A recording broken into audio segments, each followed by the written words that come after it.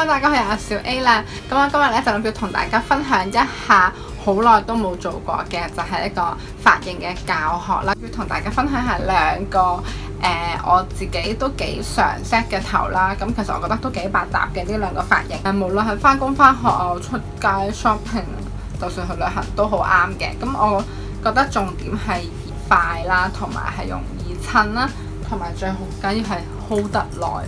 咁咧材料好簡單，平時 set 頭咧，一係用 heat protector， 一係就用一啲有 styling 作用嘅一啲 cream 啦。咁呢個咧就係一個 styling cream 咧，係 living proof 嘅。咁仲有呢一個碌碌梳啦，屋企有超級多碌碌梳，咁同埋呢個同碌碌梳好似樣嘅一啲兩用嘅夾髮器啦。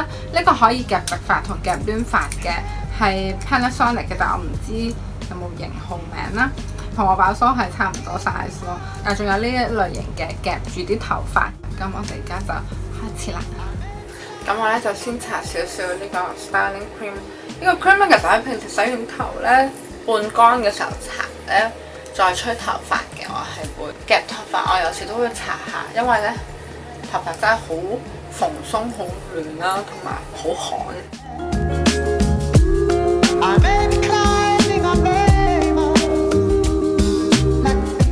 呢一個咧係好得意嘅，呢個係一個捲髮器，但係加埋個梳，咁所以可以夾直髮，都可以夾攣髮。我成日咧夾之前都要諗一諗係邊個方向咯。我中意呢一個咧，覺得直徑夠粗嘛，咁所以咧係容易啲整大波浪咯。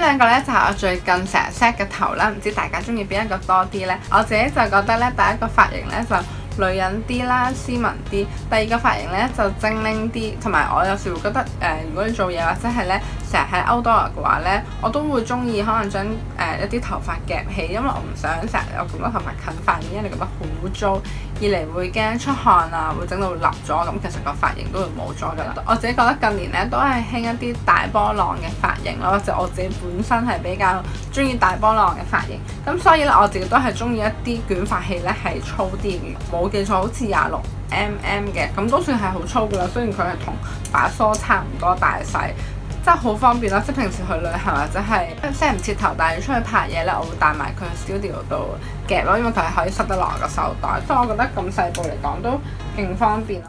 今日嘅分享就係咁多啦。如果大家中意多啲 set 頭嘅 video 咧，就記得俾個 like 我啦。咁我哋喺 Instagram 同埋 Facebook 見，拜拜。